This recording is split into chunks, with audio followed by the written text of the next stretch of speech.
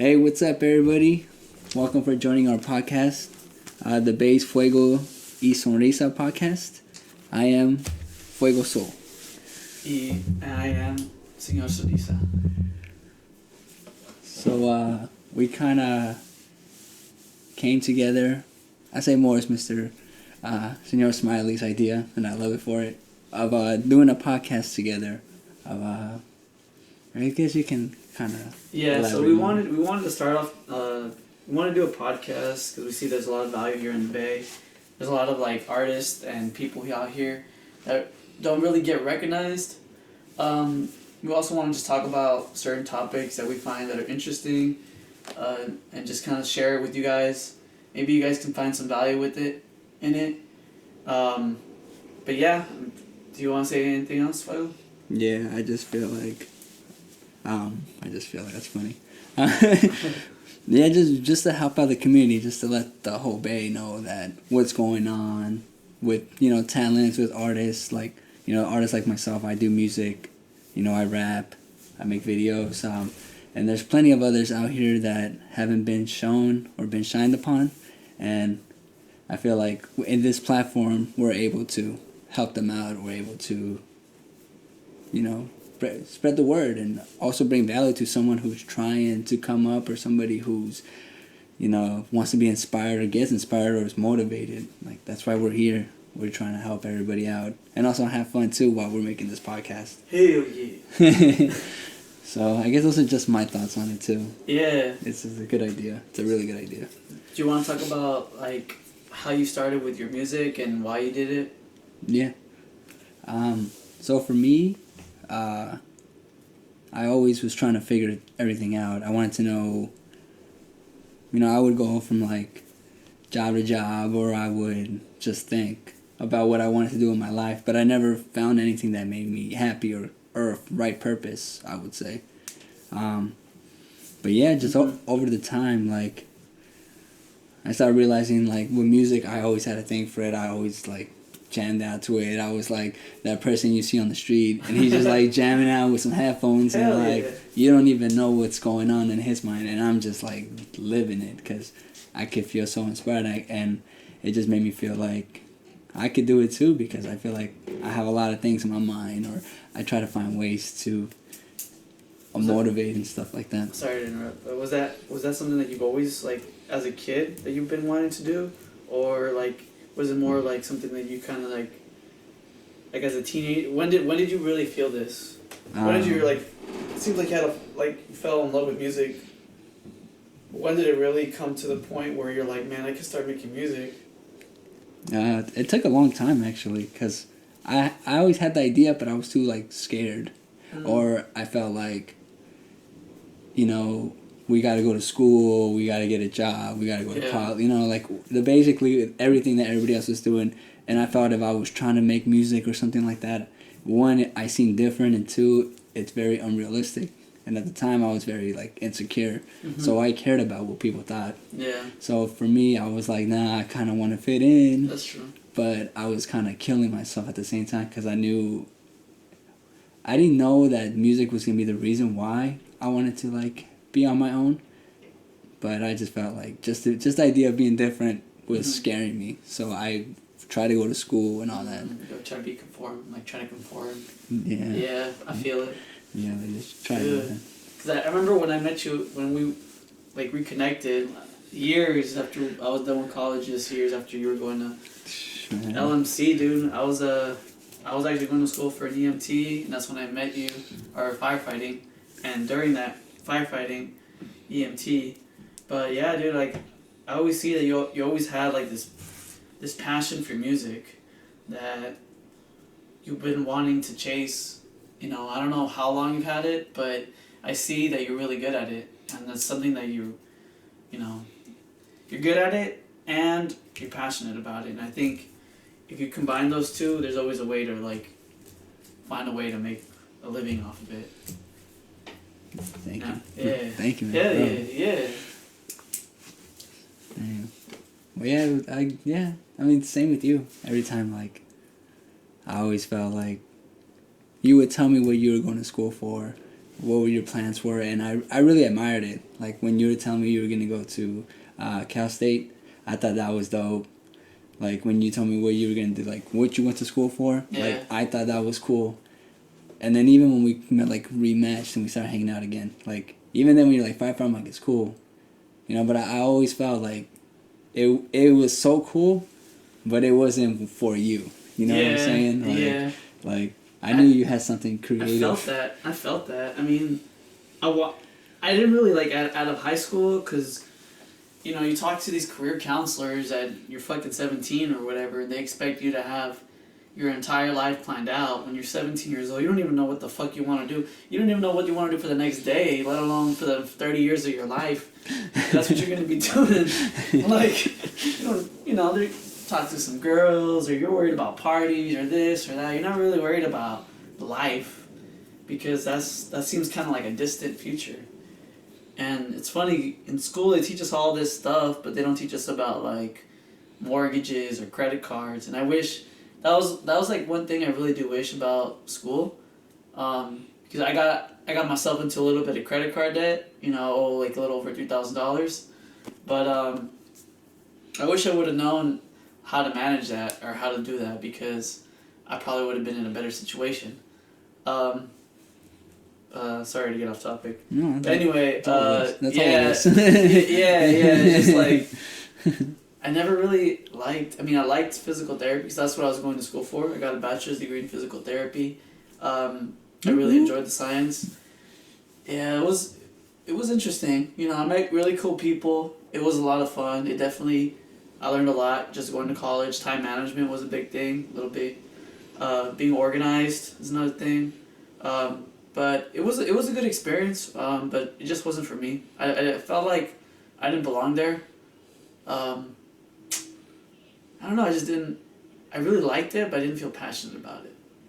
I thought the subject was cool. I thought, you know, all that stuff, like helping people. I really always had the idea of helping people ever since I was young. It's always been something that I wanted, but I never knew how to express that want, you know. And so that's why I write, because I like to write. That's something I'm good at ever since I was a kid, but I can also find like ways to help other people. And doing this podcast, I mean, I know we're gonna help some people out. So I mean, I think at the end of the day, that's what matters. Yeah, straight up, it's freaking cool. So yeah, we're human too, guys. Yeah, dude. But, yeah. Yeah, I recently quit a job, so that's why I wanted us to talk about the 5 signs of when you need to quit a job, because I had to quit this job I was working at for a year. I was working in Mountain View. It was a startup. The people, I really enjoyed the people. I just didn't, you know, I put a lot of time and effort to learn this, you know, through the startup. It was like a technology. I don't want to go say specifics because you know, I think I want to protect their privacy, but I was working. You know, it's 50 from my house. It's like 60 miles. I never wanted to pay the bridge. I was paying. You know, it was alright. I was getting paid like a cool hourly, but after putting all the work and all the time, and even though the people were cool, after a year, they only wanted to grant me a 30-cent raise, and I felt that I bring a lot of value. I felt like that was kind of like a slap to my face, because I was trying to learn something different. I did. Not only that, but I picked up more responsibility, different responsibility. My time, I was flexible with them, and I felt like I wasn't really getting the same. It wasn't a mutual respect. I felt like I was getting more responsibility, more things to do, but the pay wasn't matching it. And so I had to make a decision, and it was a hard decision because I really love my coworkers, but at the same time, my coworkers, you know, I love them all, but they're not going to be going out there and paying my bills. I got to pay my bills. I got to look out for me. I have a girlfriend. That I want to have a future with. You know, I have all these goals I have, but if this job doesn't want to work with me, then I have to back out. And I think if anybody's in that situation, you know, you should reconsider. I mean, if you try talking to your boss and they still don't want to flex, and you just hate, you feel like this emptiness, I mean, you should consider. What do you think? Yeah, I agree. Because there's been jobs I had where, like, I mean, don't get me wrong, I would make little mistakes here and there, but I still felt like I was trying to, I also felt like I was very valuable. Because I am, like, very flexible when it comes to work. Yeah. So I sometimes try to help other people doing their job too, but not because I want to, like, take their job or anything. Just for me, I like to try to make everybody's life at work easier by taking on more responsibility, I guess. But I don't even see it like You're that. You're a champ. Look at that. Thanks. So it's pretty cool in that aspect, but at the same time too, it's like, it's not that I want to get paid or I want these hours or anything, but it's like, kind of like, if you're not gonna have my back when I'm there to give you my back, like, how long am I gonna deal with that? Yeah. That's true. And it's been jobs where I was working good and they cut my hours just for no reason. I would ask for raises, they wouldn't give it to me, and then they would ask me to stay, and I would, like, tell them, like, they would, like, ask me what the other job was paying, and if it was more, then they wouldn't even, like, match it. They'd just be like, all right, well, see you later. Damn. Yeah. That's crazy. Yeah, so, like, for me, at the time, it kind of sucks, because you're like, what? Like, I did all this and really nothing in return. But at the same time, too, it was like a blessing, because you realize that, those jobs aren't for you, and that it's okay to move on. It's okay to go find something better for yourself, because at the end, you got to be happy, like, where you work. Not just that, but I mean, you got to be happy. You got to get along with the people, and at the end of the day, like I kind of said, I mean, they're not gonna go out there and pay your bills. Not gonna write a check for your bills. You gotta look out for yourself. Yeah, you're right. Unfortunately, a lot of these companies nowadays, they don't want to give you benefits. They want to make you work longer hours. They want to do all this stuff, and then they still expect us to do the same amount of work, or more work, and it doesn't work like that. Simon Sinek, I really follow that guy. If anybody wants to Google his name, he's pretty good. He has a very popular YouTube video called Start. He wrote a very popular book called Start with Why or something like that. Nice. And he also wrote another book called what was it? Leaders Eat Last. And that's something that we need to retrain a lot of these people that are in management positions or things, that they're only thinking about themselves first and they're not thinking about the team. And when they do that, not only are they endangering themselves, but they're endangering the team. And that's why a lot of times companies are built out of, house of cards. It's not very structured or anything. You know what I mean? Yeah. But anyway, you want to read the first one? So we went on the muse.com and we looked up 5 reasons why you want to get rid of your job. Okay. And Fuego's going to read one, then I will go read another, and then we'll just kind of discuss about it. So go ahead, Fuego. Go ahead and read the first one. Thank you. So the first one says, you're no longer learning on the job. So, like, a little line from here goes, someone once told me that the best careers are built from chasing learning curves. And I think that's absolutely true. Picking up new skills, getting to build relationships with a variety of people, learning about a different industry, these things keep you fresh on the job and can make every day an adventure. Even those topics you might not particularly love learning about, I like that, can help you ramp up and open opportunities to work on new, more exciting projects. And then it's kind of like a little quote that goes, the day I discovered Excel formulas was a very big day indeed. But with these kinds of learning opportunities disappear, things can get pretty dull and careers stunning fast. Yeah, do you want to talk about an example of that? It's a lot. So I guess what I realized about myself was like, once exactly going with that, once I knew like once I knew and kind of mastered that craft of that specific job, I would kind of get bored. So I would want to, I guess that's kind of why I also obviously I do it to make everybody's life easier at work, but I also do it too because it's something new to learn, something new to grow for myself. So, but I also I do that, but then I also incorporate it to whatever my job is, my title. like right now I work at a grocery store as a grocery stocker.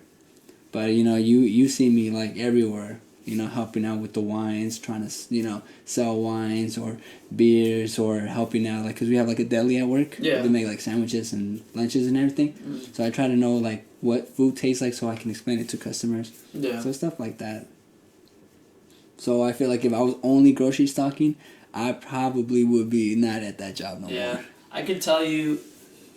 So you're no longer learning on the job. So my job originally, I was supposed to it was a delivery service with robots. So originally I was just supposed to run food from the kitchen and put it into the robot. And it was we were like beta testing and everything.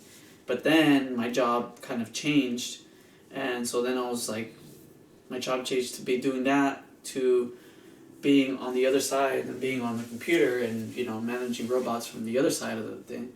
But after that, there wasn't really much to learn. It was like you do that, and then there was no growth. There's no way to learn, because once you hit that job, it's a very mundane, it's very repetitive, and it's very easily to get like bored, and that really puts like, I like learning. So when I'm bored or whatever, and there's no opportunity for growth and no opportunity for learning, that makes it really difficult for me to concentrate on what I'm doing. Did you want to add something to it? Yeah. I guess one of the lines from here goes like, if you're bored at work and no longer learning, ask yourself why.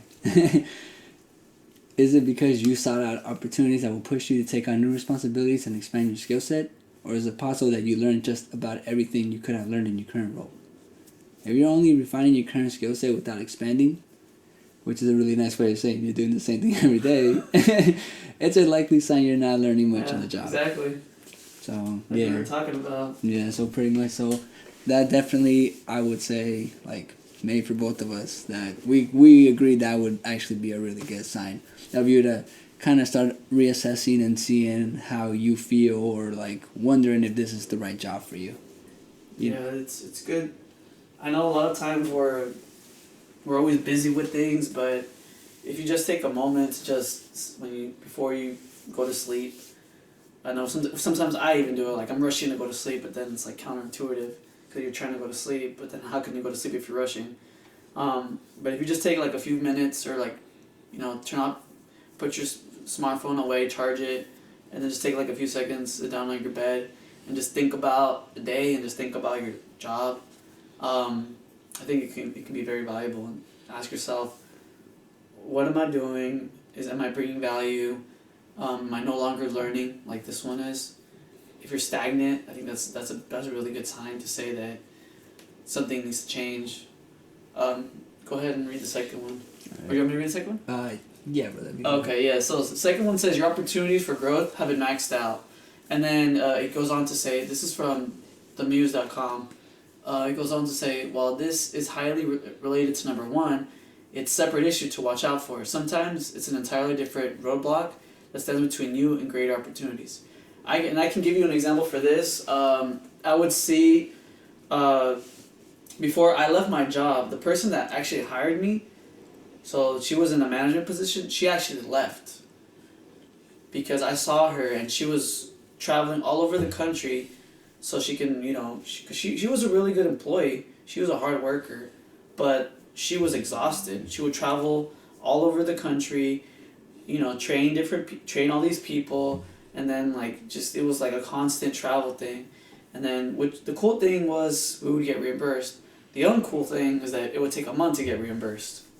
So, you're traveling, doing all this stuff, you're working long hours, and you're putting all this stuff, but you're not really going anywhere. She didn't really have a next rung in the ladder. Me, I didn't want to be in her shoes because I saw how tired and exhausted she was. Then when she left, another person took her position, and he was having similar issues, but not exactly. I would always look up to the person who's above me to see how they're doing, kind of like what this guy's saying.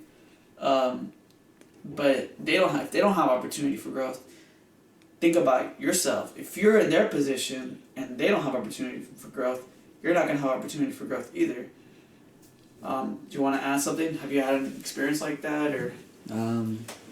Yeah, I kind of read a little part of the unfair environment of favoritism. Yeah. So I would say basically everything you're saying I agree, and like for me, like for example, it's like like you go to work, you're working hard, you're like on time, you're not calling in, but these other people, they're like, they can be managers too or whatever, and they're coming in late, and they're getting treated regular, and for somebody that wants to grow like myself, like if I want to move up, like if they're getting away with that stuff, yeah, and they can still be a manager, what chance do I got to be a manager? And I'm doing everything right. Yeah. Like I'm staying a little later. I'm figuring out ways to bring more money, for the business. But, in good ways. But I'm still at the same spot. Yeah. Or I gotta struggle.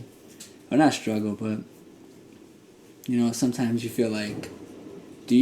like for me, sometimes I feel guilty even asking for a raise. Just because I feel like I don't want to take, I'm just trying to help. Which I think is not cool. Yeah, I think there's always... It depends, I think if you've been working for a place and you put in all the effort like you have been, and you do go to work every day on time, on the dot and everything, and you make the effort. And by the way, guys, we live in Concord, and he travels all the way to San Francisco, and I travel all the way to San Mateo. It's a new job. So, I mean, if you got somebody dedicated like that, I think you need to invest back into your people. And if your next run of the ladder is not going to give you that, either not going to give you that pay that you want or that growth that you want, it's time to consider, packing up your bags and leaving that place, getting yourself a better job. Yeah, seriously. A job that has a future. Yeah, because it could be, honestly, it could be a little scary, especially if you like for myself or anybody who's been at a job for hella years, like, you kind of like, what's out there, like, is there even anything for me, or, it's just things to think about. But at the same time, too, like, if you're a type of person who's trying to grow or be happy at your job, like, sometimes you gotta just let it go, even though it's hella scary. You're telling me. I mean, like, when I quit my job, oh my God, I felt so happy. I was so happy. I was so happy. Like I said, it wasn't the people, it was the actual job. The job had no opportunity for growth. I didn't really learn anything, like this guy's saying. And we have the TV in front of us, and that's pulled up through the internet. And the next one's also pretty true. You want to read it? Yeah. Yeah, man, that's cool. Thank you, themuse.com, by the way. Yeah. Should we? Is there a way we can maybe drop a link? Yeah. On YouTube or something. Yeah, we'll put it in the description. Yeah. We're not sponsored, advertised, or anything. Yeah. By the way, we don't get paid or anything. Yeah, we're not getting paid for this. We just do this because we're two hermanos and just, we like doing this for fun. Yeah, just want to help you guys out as well. All right, so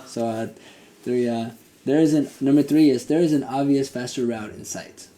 So to kind of touch on it, says perhaps what you're missing in a specific skill set to get to the next level in your career or even another degree. You could certainly gain these things without quitting your gig. Many skills today can be learned online, on your lunch break, or after work, but it will take you longer to reach your goal. If you really got some learning to do, it may be time to go back to school full time. Consider your timeline, the skills you want to acquire, the goals for getting a new position, and opportunities cost at stake. Okay, can I say something? Yeah. Want to say something? No, okay. Go ahead. So my mom, when she was working at UCSF, and she was working, I forgot the exact name of her position, but pretty much she was helping the doctors out. She'd been working at a job for a long time and everything. This lady next to her recently also got that job. The thing is, the lady next to her, she was working like 5 years or something like that, but she got a degree.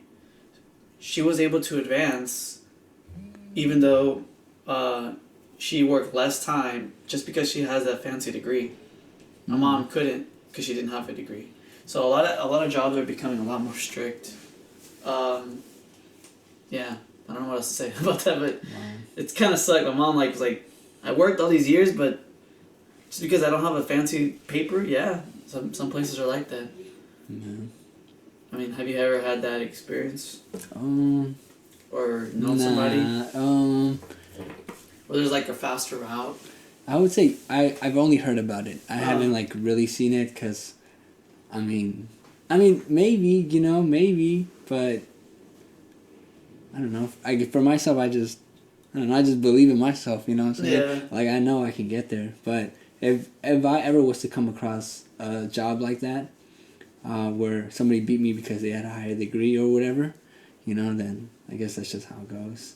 Yeah. But like, to add on it, like, from here, I guess it's saying, like, if you're gonna do that, like, if you have a different job or you want that skill set, yeah, just stay on it. Like, go to work and, work on it during lunch or work on it after work. It might take longer, obviously, or if you want to just go back and do it full time, like if you want to be a doctor or anything like that. But I feel like, because I guess it says, like, your career is a long-term investment. Remember that in the grand scheme of things, a 1-year master's program is actually quite short. Which is, like, it's true. Like, whatever your end game is, like the end goal of whatever your career you want to have or whatever you want to do, like if you got to go all in on that, like if you want it now, then you got to go all in on whatever the fastest is, and if that means 5 years to actually master it and be there, then you got to go all in. But also too, like, but if you're dedicated, but they're trying to balance it, I think that's a good way too. I feel like you don't have to rush, in a sense, to get there. You'll eventually get there. It's just up to you how fast you want it, I guess. Yeah. Yeah, but I mean, it makes sense for that reason, like why you would want to quit. I think they're saying like if, like, let's say you're a receptionist at a dentist's office or something. I'm just thinking about an example right at this very moment. And you see that there's a dental, you see the other receptionist, but she actually goes to school and becomes a dental assistant. And now she's a dental assistant. And maybe you want to be a dental assistant as well, but you've been working in the office longer. So you might have to consider, you might have to just go back to school or something like that. Yeah. Yeah, to get there. Yeah, to get to that point faster, because it might take you, twice the time if you don't go to school to become something that you're aiming for, So, yeah, I mean, number 3 is pretty good. There's an obvious faster route in sight. Yeah. All right. Okay. Number 4. The situation is toxic. It goes on to say, sometimes there's plenty of opportunity for growth, and you learn something new every day, but the work environment is emotionally draining and entirely uninspiring. Oh my God, this is exactly what it was. This is exactly how my situation was. Yeah, straight up. Oh my God, I'm laughing and stuff because I read it and it's like, it's everything that was happening to me. That's funny. Everything. It was emotionally draining and uninspiring. Yeah, maybe, and then the next line again, I agree with. Maybe you love your boss, which I did, but hate the product or marketing. Yep, that's exactly what I was. I hated my fucking life at that point. Fucking hated it.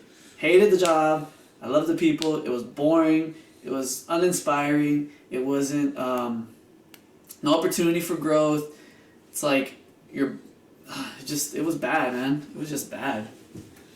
When your situation is toxic like that, mine was, sometimes you even question, like, what am I doing? Like, this 8 hours, I could be doing something more productive. I could be doing something that I actually enjoy. I don't know. Have you ever had that? Oh, yeah. Dude, fucking sucks. Yeah, when things are toxic, dang.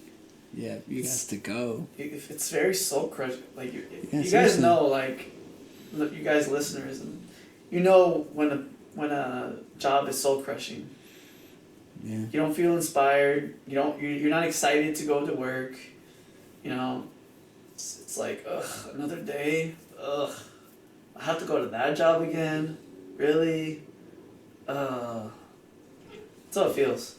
You know, seriously. And like, or even then, or maybe the work is cool, but the coworkers are freaking toxic. You know? Yeah. Like, maybe they're toxic. Maybe, you know, people, like, maybe you have goals to help out the job and nobody else wants to put the effort that's in your team. It's like, you get tired of it after a while. Yeah. And then, you know, depending on who you are, like, sometimes you lash out or, you know, or you start getting mad or you start, like, just having anger towards people. You can, like, walk in and see somebody you dislike and be mad all day at work because that person is there. Mm-hmm. It's like, it's very true. It's like you want to be at work comfortable. You want to be at work chilling. Like, I mean, we're working. It's like, I mean, of course we like working, but at the same time too, like, I mean, we would want to do other stuff too. So and why? You want to be comfortable where you work too. Yeah, you're right. I'm not saying like have love seats and this and that, but Yeah, I'm no, saying no. like, you know, At least let it be feel, cool. feel like you're doing something meaningful and work with people that have the same goal.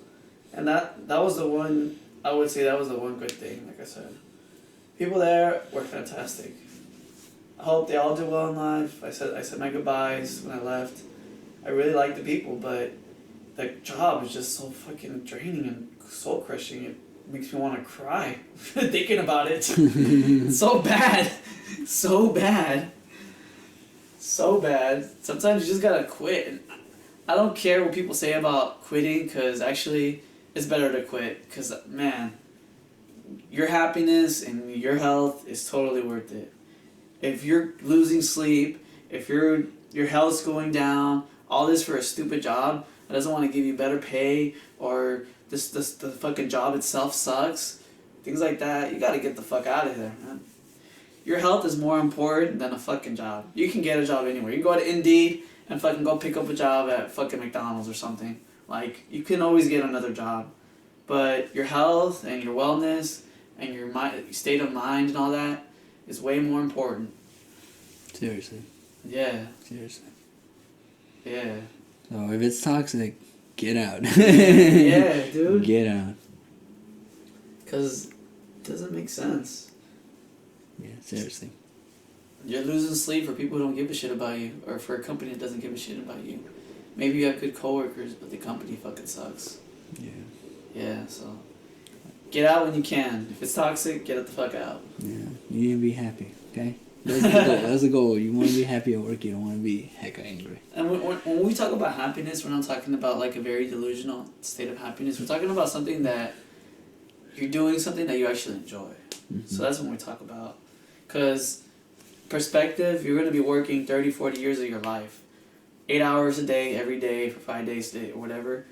So you want to be doing something you're going to want to enjoy. A third of your life is just going to be work. Third is going to be sleeping. So, like, you got to figure out, if you're going to be doing a third of your life, dedicating, putting time in, your hair starts to gray out for something that is not worth it, whether that means people or fucking the job sucks balls, get the fuck out. Yeah, no, seriously. You're gonna have gray hairs and everything, but you're not even 30 and you'll have gray hairs. You're so stressed. For real. Yeah. It's like, it fucking sucks. It's like, it's like how you say it, enjoy it. If you're not enjoying it, like, that fucking If sucks. you're not enjoying it, if there's no upside, if there's no, like, yeah, no, you don't get any benefit, like, being there, then, you know, why? Yeah. You know? Yeah, seriously. You're all right. Alright. Well, last one right here. Last one. You want to do something else. Don't find your boss's job appealing. If you find you don't actually like the career path set in front of you, listen to your instincts. Admit that you're searching for something else and consider heading down that new path. And I think that's like well said. Yeah, I really liked how this person ended it, where it says, "Calling it quits isn't easy, and yes, sometimes in life you have to grin and bear it. But remember, sometimes it's only through quitting that you can get to the next big win.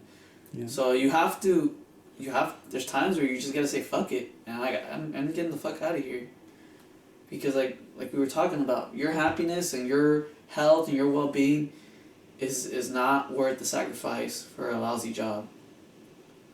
Lousy jobs are not worth your state of mind, not worth you losing sleep over it. It's not worth all that stress. You know, if you're not getting anywhere, if you're running in place, just gotta get the fuck out. And a lot of people did. I noticed that the last job I was working at, a lot of people, they kind of saw it more like a gig than a job. So they would work there for a little while and then they would quit. And makes sense. Like, who wants to do that job? Like, it's very hard to do something like that and be like, oh yeah, it's something I want to do. Maybe I can grow with the company. Because the company that I was working for, also, we have in the back of our heads, we know that we're going to be replaced. Like, we know we're just a gear in the machine. We're just a gear until we get replaced. So the eventual goal was to be replaced by a robot and not have us anymore. And having that on your conscious, like, doesn't make you want to go to work. It makes you feel like shit. Like, you know you're going to be replaced, but you don't know when. That fucking sucks. Yeah. You know? Yeah. You want to add something? Yeah. I just feel like you're just taking that chance. Like, whatever your end goal is, whatever career you want to have, just stay on that path. Like, if you have a job, like a regular job, and you want to just like, hold on, let me get this right. I feel like whatever your end goal is and that you're trying to achieve, just stay on that path. And if you have to quit jobs, knowing that they're bad, that they're not right for you, but you still stay on your path, you're eventually going to get to whatever your goal is. So there's no reason for you to deal with the toxic relationships or dealing with a job that you outgrown and you can't learn from anymore. Like, you don't have any reason to stay at that job. Sorry, I'm gonna look for the author and give him some credit. Yeah, if you're Oh no, go ahead. Sorry. No, that's cool. Yeah, as long as you stay on your path, you're gonna get to that goal. So just stick with it. Like, I don't know, if you want to be a musician, then try to find jobs that are kind of centered around that world, so you can get it. Like, I get it. We all have to work, and we have our bills to pay, and some of us have families, so we also have all that in our minds. But just if you stick with it, you'll eventually get to whatever you want to do. So maybe you have to like grind at your job for a little bit that you don't like to get to where you need to go. Then I say do it, but don't consider that job being, even if it pays you good, even if you have all these benefits, if it's not making you happy, it's not giving you like the right purpose. Like, to me, I feel like there's no reason for you to stay there. You need to go get. Oh, sorry. Go ahead. No, go ahead. Sorry. But yeah, I was just kind of to add to Fuego's point. You gotta look out for yourself. You gotta ask yourself, is this job, worth my sanity? Is there any benefit? Am I getting any benefits? Am I working with good people? Are they toxic? Is my boss working with me? Is my boss working against me? Is there any growth? These are all questions. They're hard questions because I know we're busy with our lives and we have bills to pay, but at the end of the day, we need to ask these questions.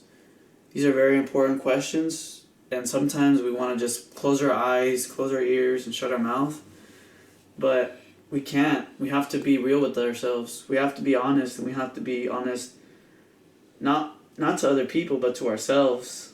And if we don't recognize that the place that we're working at is not giving us what we want, and I'm not. That could be either monetary, that could be growth, that could be learning, that like the author mentioned here in the Muse. We need to be honest with ourselves. Now, I'm not going out there and saying go out there and put the middle finger to your boss and be homeless or whatever, but I am saying think about it. Like, is this where you want to be? Do you envision yourself being with this company for 15, 20 years? Is there growth? I know I stress a lot about growth because I think it's very important for a company to have rungs. If there's no way for you to be able to go up, then it's another sign, like she said. Her name is Ximena Vengo Echea. Yeah. She was the one that wrote this article, by the way. But anything else you want to say? Yeah, just don't settle. Don't get super comfortable, especially if it's a really good job but it's not what you're trying to like eventually seek as your main profession. Even if it's a really good job, because sometimes you get good jobs. If it's not part of where you're trying to head, then you kind of have to let those jobs go too to get to where you need to go. So I would say that too.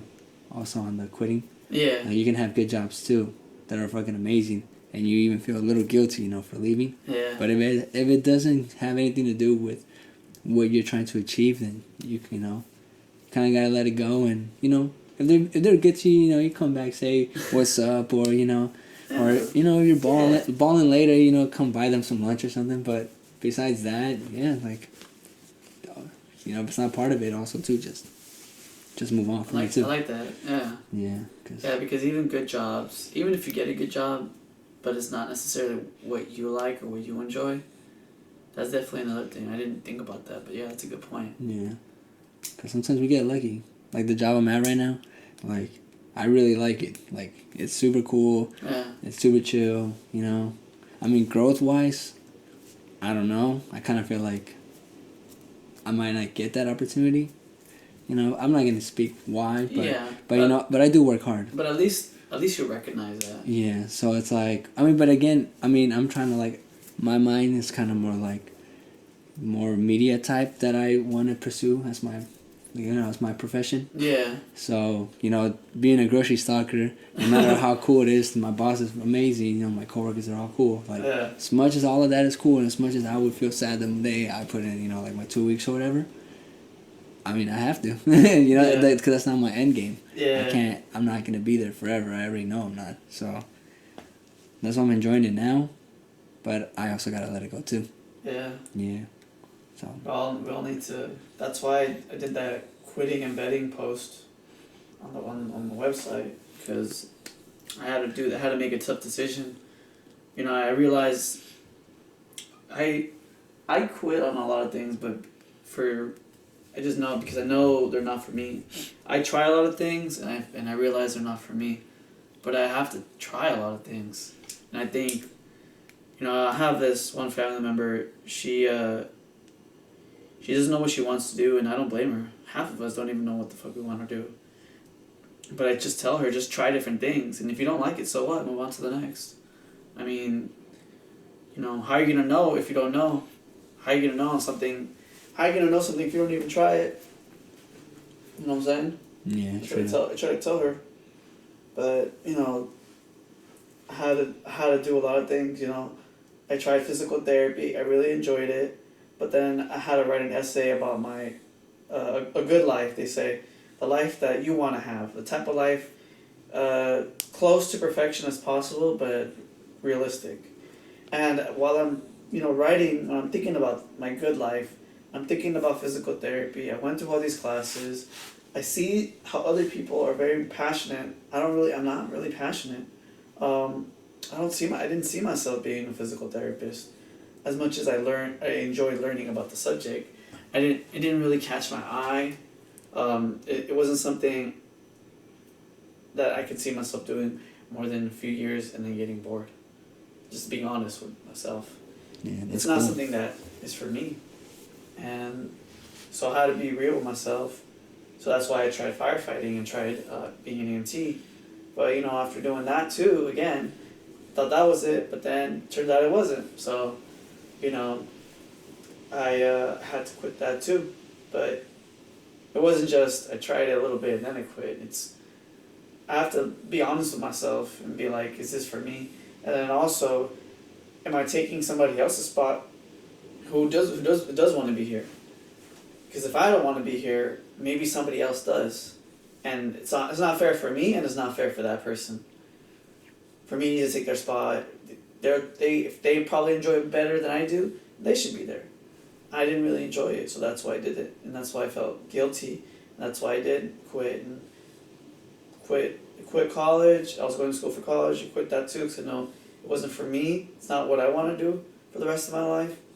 and how to think about my future and what kind of future I want to have, and that's not the type of future I want to have. You know, firefighters, unfortunately, because they get exposed to all the fumes, they die very young. They die like 50 or, you know, mid-50s with cancers and this and that.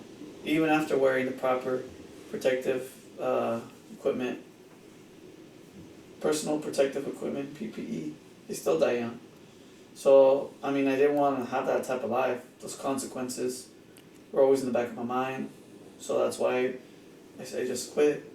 And, you know, I'm still on the journey. I'm not perfect. I'm still walking this journey. I recommend you guys do too. You guys just think about what you want to do and what you can do. Because, I mean, there's people that have been in worse situations than I have and came out better. So I think about that all the time. There's people that go out there and they lost everything, you know, they're homeless, and then, you know, one day they just find something that they're really good at, and then they, you know, become very successful financially. So I think about that, like, maybe I will achieve success, maybe I won't, but if I do something that I like every day, I think that's worth it. Yeah. You think I think about how many people are in jobs they hate. Actually, a lot. can you pull up the stats? Yeah, let's on see. the U.S.? Just Yeah. kind of curious. Yeah, that's good actually. Yeah, let's see. All right, so El Fuego is gonna go pull up the stats. Let's see. What if you put like study? I read this like put like study, and then put the two things. Huh? The two dots. These are. Yeah, and then people in the U.S. that hate their jobs. So we're gonna see if we can try to pull it up. Some stats so we can bring some value here. Oops. 2019. Why young people hate their jobs. Is it? Yeah. Okay. This is through CNBC.com, and the title is "A Millennial Therapist Explains Why Young People Hate Their Jobs and What to Do About It." Millennial therapist. I didn't know there was such a millennial therapist. Wow. Why I just go straight to you. Oh yeah. So we're just scrolling. Want to give you. Okay. So, there are many potential. We're reading directly from CNBC. Were you able to get the other site? Oh, at least from a 2016 Gallup poll, 71% of them aren't engaged at work, and at least 60% aren't. At least 60% are open to no job opportunities. Wow, that's a lot of people. That's a lot, yeah. Didn't realize it was that high. I thought it was like 50%. I didn't realize 71% aren't engaged, and 60% are open to no opportunities. Holy shit. Yeah, that's a lot. That's crazy. Are you guys one of them? You guys gotta let us know in the comments. Let's see. So from Gallup's research, they aren't putting energy. Mm-hmm. Oh, go ahead. Oh no, I just saying like. Go ahead, read it. So from Gallup's research says which combined 30 separate studies and data from more than 1 million respondents. So that's where they got their data from. Found that the millennial workforce is predominantly checked out. Wow. That's interesting. Yeah. Wow. Dang, that's man. I mean, I feel it, you know. Yeah, I definitely feel it. I mean, I think a lot of things changed our generation. Yeah. So, before the podcast, we were just talking about how it takes me 2 hours to get from my work to my house to where I live now, and it's because I have to travel 50 miles there and back to go to work. We were just talking about like, why don't cities try to invest in their city, like, so that way people don't have to travel so far. You know, why can't towns and, you know, other smaller, you know, communities bring like large corporations or something, that way people can don't have to drive 50 miles like I do. Like, how much more convenient would it be if we can all just live in the same city where we work without traveling fucking 50 miles? Because y'all know the Bay Area. Y'all know how crazy it is to live out here. I have to live in Concord because it's affordable. If I live anywhere in the peninsula, I would be starving. I wouldn't be able to live. We'll be in our cars. Yeah. If we're lucky. Yeah, dude, if we're lucky. Yeah, if we're lucky. Yes, So I lived that life too. You know, I used to live in my car for a little while. You know, I put that post up recently about, you know, how to spend last Christmas in my car. It was hard. It was really hard. We'll have that in the link too. Yeah. A link to your blogs. Yeah. Because they're really good. They're a really good read. Oh, cool. They really help you out. If you guys want something to do, something to read. Yeah. Something to read. Something to pass the time. I write here and there. But what else does it say? So these are kind of some bullet points to it. It says there are some of the biggest. Engagement is low. There are many reasons as to why millennial work engagement is so low. And it continues to say, here are the biggest ones. Unrealistic high expectations of what their day-to-day work lives will be like. Impatience and frustration because they want career advancement in months versus years. That's an interesting one. Social media overload, which can create a distorted reality where everyone else seems to have amazing lives. And then the last one is employers who aren't providing new opportunities or compelling reasons for them to stick around. So yeah, that's another thing. Social media. I see where they went on this. Okay. Yeah. They flipped it on this. On this one, they flipped it on us. Okay. I mean, I understand why. Yeah. Especially if you spend a lot of time on social media, you make it seem like everybody else has amazing lives. I know when I go on social media, it makes me feel like shit. I'm gonna be honest. I have nothing good. I don't think there's anything good. No, there is some good.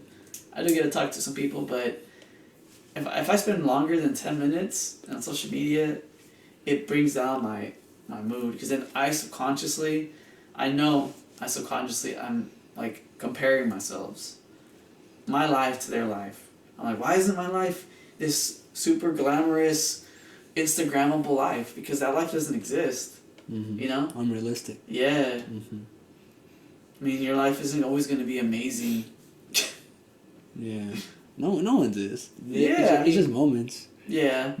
It's just a moment. Yeah, I guess. Yeah. But maybe I'm not thinking like that, because I see in my face, like, oh my God, this person is... and you know the person, so even more you're like, whoa. Why is this person doing so good and I'm still doing this and that? Like, it's so easy to fall into that trap. But anyway, what else to say? There's So losing the I hate job mentality. It's blah blah blah based on... The one I agree with on the points that you read was impatience and frustration because they want career advancement in months versus years. That's so true. And that is true. That I can say could be a reason why, like... I feel like those two are really good. Yeah, like if your boss tells you, like, yo, you got a chance, but it's not going to be soon, then that's on you if you happen to leave the job. You know, like, oh, I know, because I don't want to wait, I just want it now. You know, I would say that's on the employee, you know, on us. But if you know you're going to maybe have a chance, you know, like if you've been there for years and you haven't moved, I would say leave. But if you've only been there like 5 months and you're like expecting this stuff, I mean, I would say like no, like that's on you. You're still a baby from the job. You know, like that is like if you leave because of that, you might be a little, in my eyes, you might be a little crazy, because like I'd be like, for me, like I'm not a little crazy. You know, like for me, I don't feel entitled like where I work. Yeah. But I mean, I've been there 3 years, so I feel like if anything, the needle should move a little bit. Yeah. But you know, compared to somebody who just got there, yeah, I'd be like, whoa. Definitely. But if I've been there 3 years, I feel like I have maybe a little reason I can. You have a little bit more. Oh shit, my bad. Yeah, like a little bit more to like say it why. Okay. But I see what this therapist did. And then they talk about, but you know what? I see what they're going with this. Yeah. But like it makes sense what they're trying to say. But I don't think that's... I mean... It's so... How I'm reading it is more saying, like... we're being the insecure ones. Partially, yes. Mm-hmm. Partially, yes. However, I feel like they're looking at it kind of one-sided. The reason why I say that is because they're interviewing this guy of, what is it, a relationship? No, millennial therapist. Millennial therapist. Like, Quotes. come on, give me a fucking break. I see you, Tess Brigham. I see you, girl. But I mean, I understand why you're saying it. Like, you're trying to make people, you want people to have, like, enjoy themselves.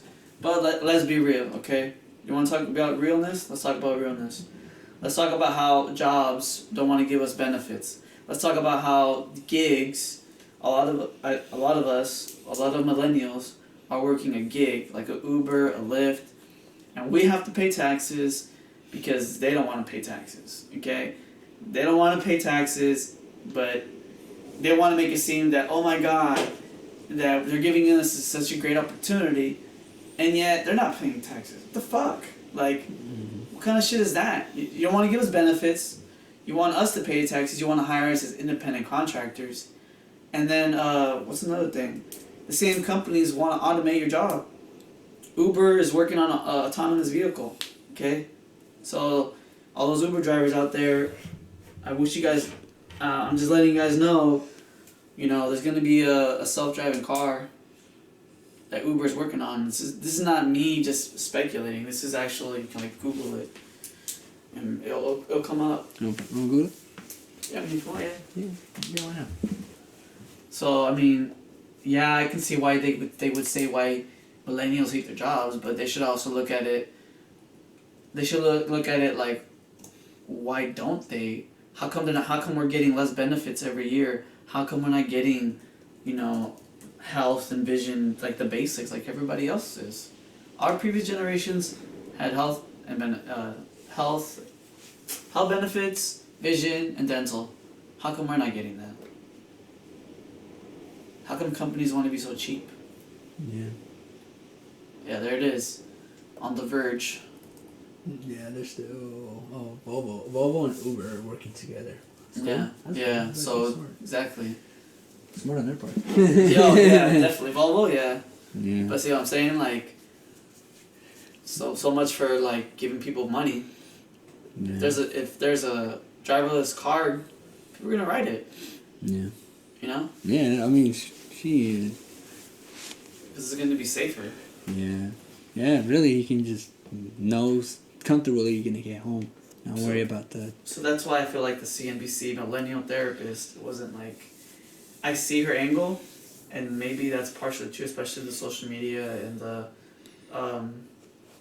the expecting months versus years. I can see her point. Yeah. But she should have also said, on like counterpoint, would have been.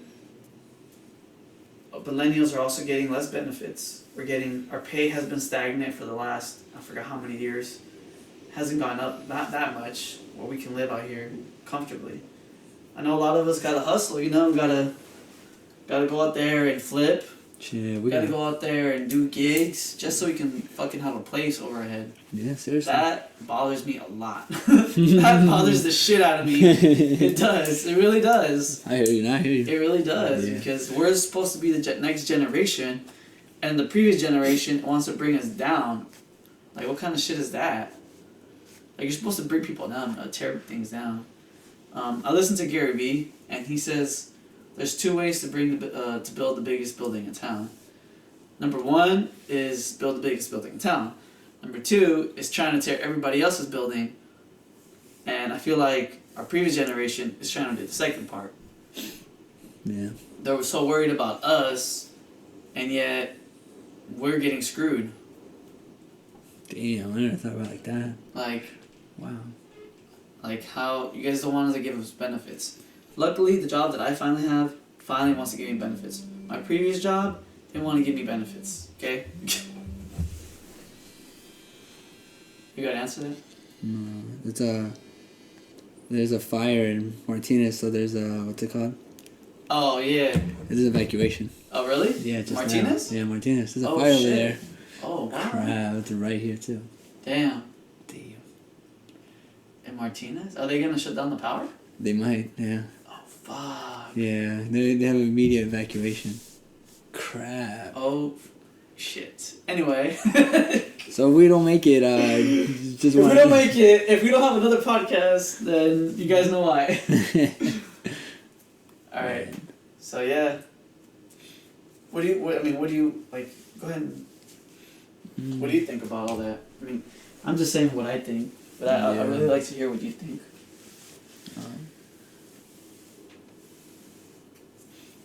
Yeah.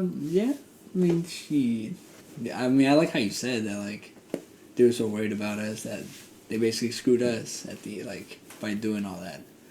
But yeah, I mean, I guess that's just how it is right now. I mean, I guess for me, I would just preach change. Yeah.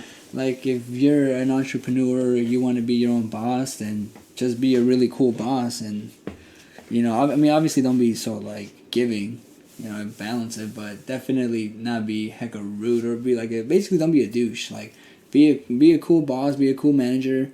Give your people benefits. Yep, take care of them, make sure they're fine. Actually care about the person, not just hey, how's your day going? All right, cool, get to work. More hey, how you doing? I mean, you don't have to, but I feel like when you're actually paying attention to people, when you're actually want to understand their world and where they come from, I feel like that's how you make tough or you make stronger bonds, and you're both willing to work more freely, more comfortably, and even excited to work with each other. Yeah. So I feel like since we're because everybody's gonna pass away eventually. So when it's our turn, when we're the older ones and we're up there, we kind of are the ones that can set the standard for how it is. So yeah, we should always be what is it? Lead by example. We should always lead by example. Yeah, like right now it's probably not the coolest thing, and I feel like that's why the percents were so high on why millennials want to quit their jobs and all that, because they I feel like a lot of them see how it is and they don't like it. And they keep bouncing around jobs because, I mean, there's some who aren't responsible and really could care less about the company. But for the ones but they hurt the ones that are actually trying to be the cool ones there, who are actually trying to help out. That's true. So it's just that's very true. No, you make a good point there. So I just feel like if you are an entrepreneur, and if you're not, if you like being a worker and you like working for the business and helping it out, then just you yourself just be as cool as you can, and when you realize it's not it, just go. There'll be a job where, there'll eventually be a job where it's going to be exactly what you want with the exact people. Yeah. You just got to keep looking for it. If it's not there, go. It's a crapshoot, man. Mm-hmm. It's sometimes it's like playing the slots, you don't know what you're going to get.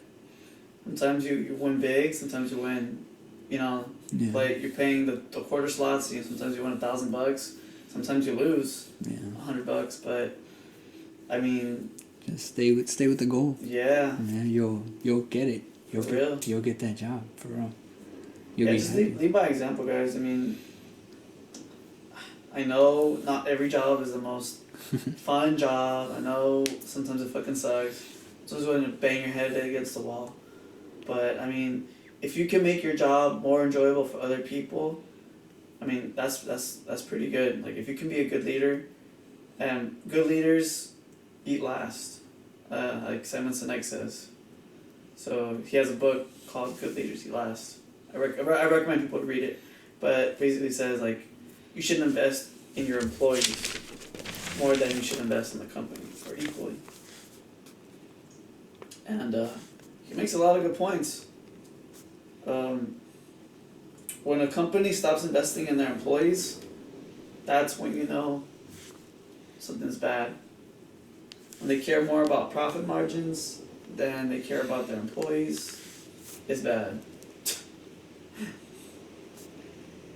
Seriously.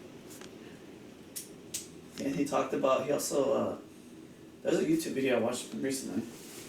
Because he has a new book coming out. And it's all about that, what we're talking about. Like how to run a business and how to be a good leader, this and that. He's pretty, he's a very smart man. And a lot of things he says, not only do they make sense, but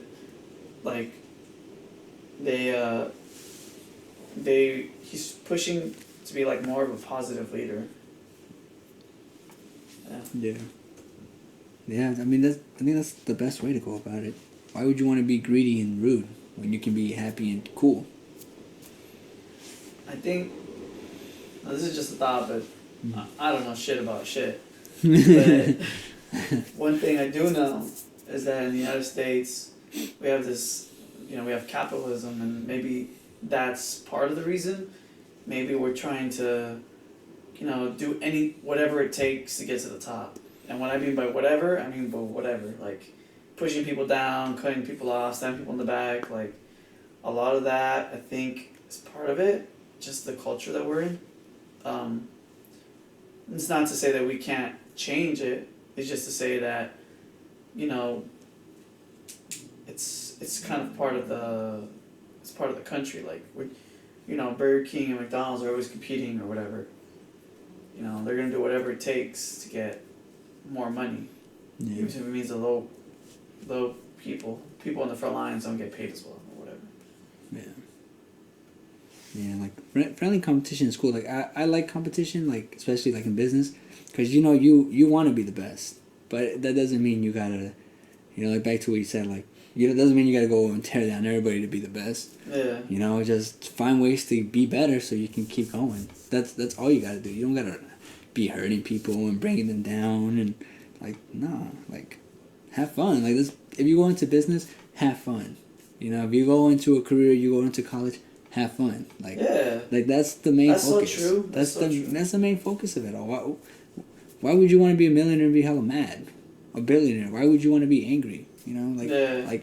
Why would you want that for yourself when you can be happy? And even if you make 50 G's or you make 20, whatever you make, I'd rather make that than be freaking all all mad and all egotistic and all on the shit. Like, why would I want to feel like that? When I can just be like, man, I'm happy, I'm grateful, I'm blessed. Let me see how I can help people out and do something I love. Like, I don't know. You just out of those two choices, what would you pick? That's just how I see it. Yeah, but I think a lot of times people do it's hard. It is shady shit just so they can take, because the way they see it is, well, I want my family to be taken care of for the next 3 generations or whatever, or forever. So they're thinking of their fortune as generation thing. So they're trying to get as much money as they can before they die, and then once they die, they can just give it to their family. I think that's what's going on, but I could be wrong. That makes sense. But it's not. That's terrible. I feel like that's a terrible. I mean, I understand you want to take care of your family and all that, but if you don't take care of your employees, you're not really going to have a successful company. Yeah. They're going to start talking shit about you. You're going to have people that are not going to want to do their job, not want to come on time. And, so then you're wondering, why is this team not doing so good? This team is doing well. Well, maybe this team didn't get a raise, or maybe they're lacking resources to do better. And you're giving all the resources to this team. You got to think of it you got to have a macro and a micro. Seriously. Yeah. Seriously. What do you think? Yeah, no, you're all right. It upsets me, and we could talk about. I'm gonna bring it up in this podcast, but we can talk about it more in the next. But it upsets me. It really upsets me that my hometown, the Bay Area, just this region in general, keeps increasing the rent, keeps doing things to kick the regular people out, the people that actually made the Bay Area, and you're just gonna get, if we don't change things soon, and by soon I mean by the next 100 years or whatever, the Bay Area is not gonna be the Bay Area anymore. It's not. It's gonna be something entirely different. So we gotta stand up and we gotta be like, hey, we want this. One more affordable housing. There's all these homeless people that's going on. What's going on with that? Can you give them housing? All this shit that's going on. When I go work where I work, sometimes I pass through Stanford. You'd be surprised how many vehicles are those big trailer vehicles that people live in. It's all people. People live in them because they can't afford Palo Alto prices, Mountain View prices, all that. Is that right to treat your own people like that? How the fuck can you do that? Like, I don't know. What do you think? Yeah, no, seriously.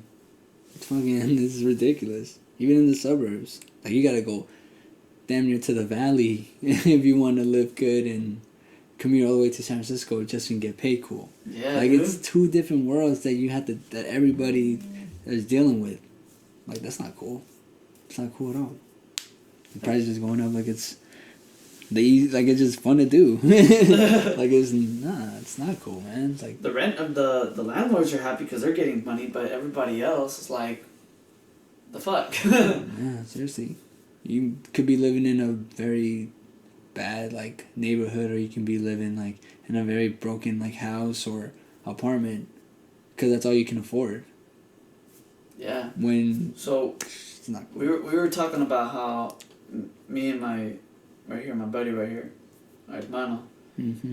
We were talking about how a lot of people, like in the last, I noticed this personally because I noticed the traffic getting worse, but in the last 10 years or so, the traffic out here like Walnut Creek, like in the I call it the Deep East, the Walnut Creek, Concord, Antioch, Pittsburgh, that area. A lot of people moving to Antioch and Pittsburgh, just because it's more affordable. Even out here in Concord, it's starting to become gentrified. Like, people can't live out here. Like, if you want to have, like, how does that, and people are not thinking how that affects us. Like, yeah. No, true. Like, they're not. They're just collecting. yeah. They just collect. They don't know the lives. I mean, hopefully they think about it, but who knows, right? Yeah, it depends. Yeah, but it's at the end. But like you said, it's not cool. It's not. It's not fucking cool. Like, now there's like an epidemic, like in Mountain View. There's certain parts of Mountain View you see homeless people. You know, there's these comfortable seats where people like sit in like during the daytime, and at night homeless people use it as somewhere to sleep. And it's very unfortunate that we're doing that. And I know I'm gonna regret what I'm gonna say. It's really bad. I'm gonna say this, but that's the only thing. I hate the president that we have. I really don't like him. But that was the only good thing he said, and he said he mentioned the homeless crisis in California and how we're not really doing anything. So I mean, if we were really doing something, we would be changing something, or we'd be building more housing for people, or doing something. But I don't see any of the presidential candidates going out there talking about, you know, let's bring some more housing for the people that can't afford it, things like that, you know. Yeah. Because if you think about it, the three things you spend most of your money on is going to be transportation, food, and housing. And housing is a big one. Seriously. Go ahead and say it. No, Talk about it more. Yeah, no, it's just it's ridiculous. It's just ridiculous. Too many houses. Everything, I don't know. All the prices are all up. Food's getting more expensive. Transportation's getting more expensive. Exactly, you said the epidemic of like the homelessness. Like, yeah, that's not cool. Like, it's just like you just walk through cities. Like especially in San Francisco, that's where I see it the most. Like, dude, San Francisco is so bad. Like, so unfortunate too. Yeah, like you can walk down Market Street. Oh man, you can walk anywhere honestly, and you'll run into them. There's people who are homeless. I would say California. In general, we're talking about the Bay Area because we're from the Bay Area. Yeah. But California in general. I was with my girlfriend and took her to LA, and we went down. I think we went to Skid Row, dude. And I kid you not, it's a tent, like 5 blocks or something like that, of just tents on the sidewalk. You can't even walk on the sidewalk. Wow. It's all tents. And if we don't change something like that, that's how like a lot of the Bay Area is gonna be, just tents. I could see that. So that's what I'm saying, like, that's not right. Like, how the fuck are you gonna put working people sleeping in their cars and living in tents? Like, yeah. How's that gonna work? Yeah, that makes no sense. The rich people want us to make the coffee for them, but then we're living in tents. Like, how does that work? Yeah. I kind of make fun of that. Nah, it's true though. Yeah, You busting your ass to make this job work, make sure they get their money, and you're living in a tent. Yeah. Or you're living barely above the means. Yeah, you're barely making it. You're struggling, but they're like just chilling. Yeah. Damn. Yeah, that's true. Like those high rises in San Francisco. I just wonder how many of those are fill, and how many of those are empty. And I would guess that like majority of them are like empty. Yeah, I guess. Yeah, they were telling me about that. Yeah, I guess like companies, they come and buy like these apartments. Yeah. With hello, they just buy it just to buy it. Oh, what the hell? Yeah, and they don't rent them out or nothing. Yeah. What? And people could be living there. Yeah, and they just don't. That's crazy. It's like, what the fuck? I don't know. I don't know the exact reason why. I don't know if it's like for a tax break or something like that. Oh, do you want to look it up? Yeah. Look it up. Maybe Actually, we can find yeah. it. Put it on like a separate tab. Alright. Because we want to get all the links to all this stuff so people can see it. True. Yeah, I mean, it's sad. Like even here where I live in Concord. If I were to go to downtown, there's people sleeping in benches, and I really want to help them, but I don't know. I'm struggling myself too. Like, I want to give them I don't have any cash. I can't give them cash. It's too late to go buy some Starbucks or whatever and give them coffee. But yeah, there's days where it's like, how can we do something? What can we do? Because this is getting out of hand. San Francisco is really bad. Powell, I don't know if Powell Street is still like the way it was when I went to it, but when I go on Powell, I get off and I always see homeless people sleeping inside the bar station.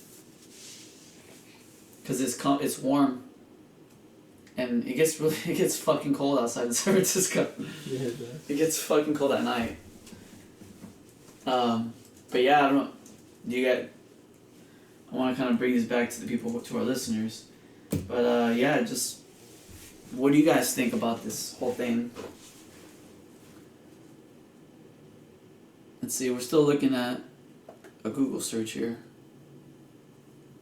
Airbnb taking rentals in Miami. What the heck? I don't know why they don't have it. They don't have it. They don't have. Well, I might have been like, guys, my bad. No, but I heard about it. But. I know what you're talking about.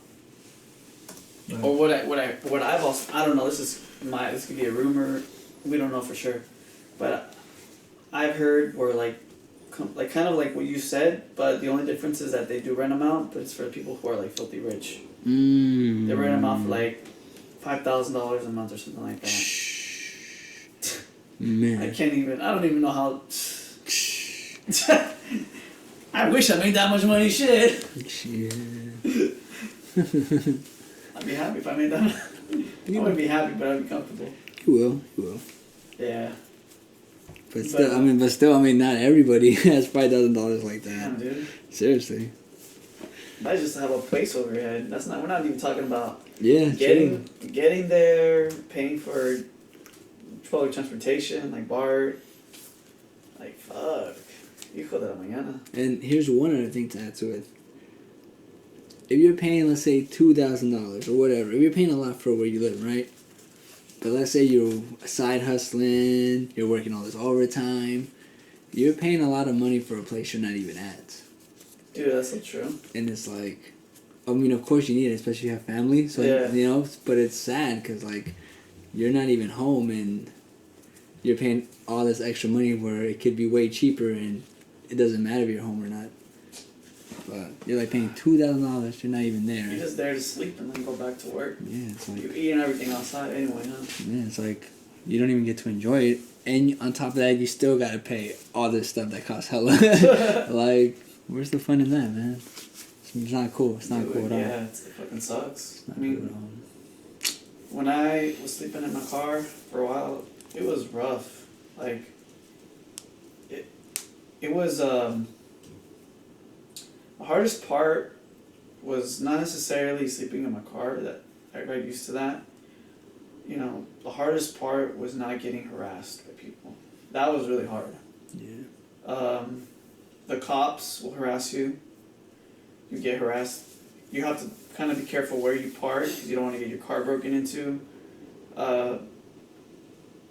Yeah, you're not I mean, gotta find a way to go to the bathroom, and you always feel like people are make passing judgments because you gotta use the restroom, and you're not like, we're gonna go take a shower. I had some body wipes, so I never wanted to tell people that I was sleeping in my car because it was kind of embarrassing. Because it's like, why are you sleeping in your car? What's going on with you? Why don't you just lace up your boot straps and just go to work? And it's like, you're not getting it. I'm going to work. That's not the issue. It's I'm not making enough to survive. I'm not making enough to go out there and have a room so that way I can sleep in. Just the basic necessities. And if I do have a room, I'm gonna have 3 or 4 roommates. And it's like, that's not a way to live. How do you live like? So I had to park a certain way, where the cops aren't gonna harass me. So like, you can't park in residential areas. You can't park in lots because they're gonna call the cops on you because they think that you're gonna go out there and do something.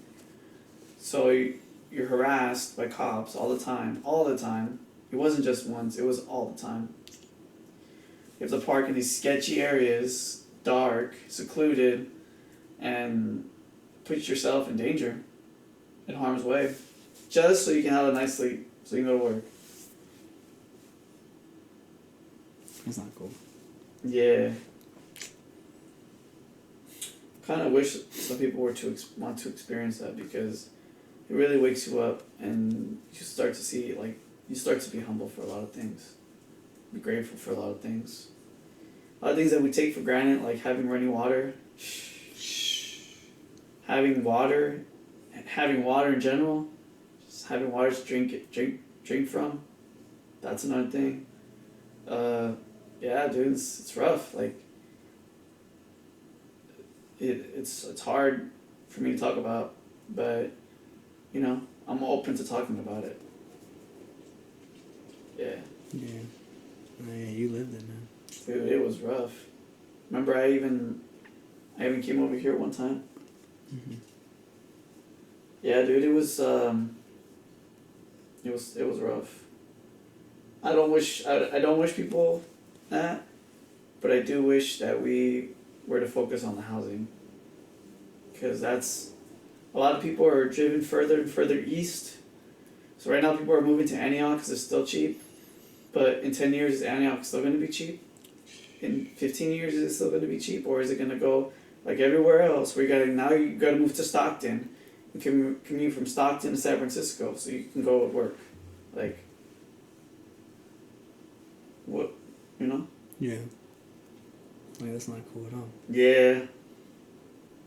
You gotta pick up where your life is and just move hella farther out because you can't afford it. I've actually thought about it. I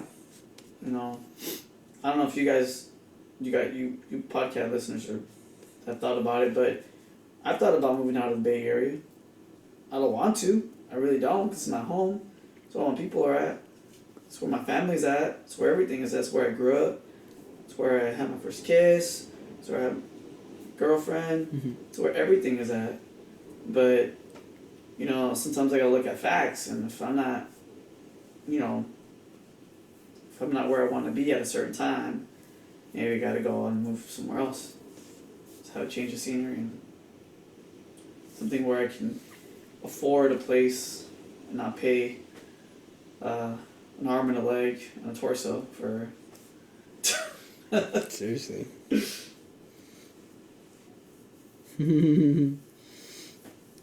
Seriously though, yeah. Put your whole Say life what in. you're gonna say. Everything. Honestly, what do you think? What do you think about it? What, the housing? Just that, yeah. Yeah, I mean, I just think they're too much. Yeah, they're expensive. I mean, What do you think we should do about it? what we can do about it? Yeah. We can write a lot of letters to To who, the governor? the governor. Yeah, we can write a lot of letters. I mean, we have social media. What about change? Can we do something on change.org or something? Maybe, yeah. I don't even know. What's that? I don't even know what that is. Isn't that where you write a petition to change something? Maybe. I know California is gonna pass rent control. Are they? Yeah. Cool. They're gonna pass it next year. But which is cool. But I think what? Yeah, that one. .org. Yeah, don't go to .com. It's something else.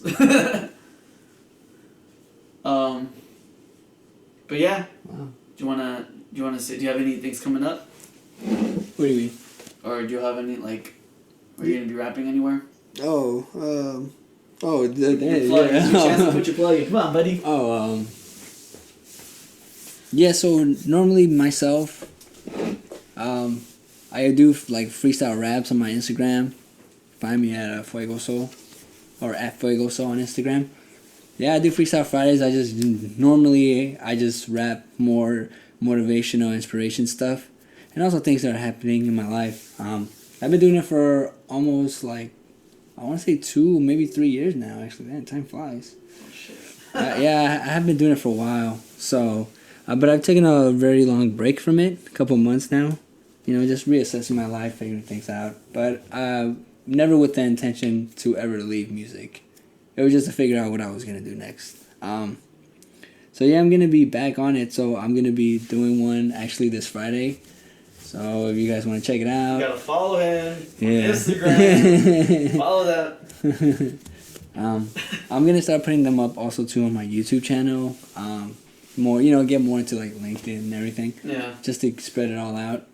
But yeah, that's mostly what it is about. It's just more like motivation and inspiring. Cause What's the handle again? at Fuego Soul. Oh, okay. Yeah, Fuego Soul. Is it Soul? How do you? Oh, it's a lowercase FUEGO SOUL, no space. There you go. Okay. So yeah, I normally do those Fridays, so that's gonna be coming back. I also make music too. Right now I'm just a SoundCloud rapper. But Get it.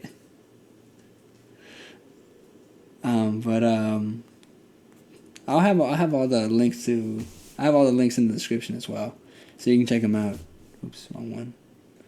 Also, guys, maybe you can post it on the description, like a link to your profile in the description. That way people can follow you. Yeah. I'll have it all there. On the YouTube. Yeah, I'll have that. My Facebook. Sound like a 80-year-old grandpa. On the YouTube. On the YouTube. Back in my day, there was no YouTube. And I do writing. Like I said, I love writing. So I created a whole website. I recently dropped a post yesterday. I did take a little break. I had some personal things, like I said. I was homeless for a little bit. My laptop broke. So now I'm just like trying to figure out, assess myself. I love writing though. I absolutely love it. I want to continue to write, and I actually want to write more. So you guys, it's www.theshortstoryguy.com, and there you can just go ahead and read whatever you want. Subscribe please, and Please. share it with people if you find it. If there's any value in it, please share. And then, is there anything else you wanna add? Yeah. So on top of this cool podcast that we have, we also have things on the side too that we work on individually, but coming together, making this podcast. We, like we said in the beginning, it's just to give back. It's just to help out. Help you guys out. Maybe you can relate to some of the things that we lived or are living right now, and but we're always the same people, in and out. So with our content, aside from what we're talking about now, it's pretty cool to check out. I feel like it's really helpful, and we're just some cool dudes who are just trying to bring some more cool to this world. Yeah, we just want to say for two guys, thank you for listening to the podcast. We really enjoy doing this stuff. This is literally like, I call him my hermano. Those who don't speak Spanish, like my brother to me. I know this guy since I was in 4th grade. So it's actually to do something with him. It's a lot of fun. And yeah, guys, if you guys have any ideas of what we want to talk about, you can put it on the comments on YouTube. But yeah, thanks for everything. Yeah, thank you for listening. Thank you for everything.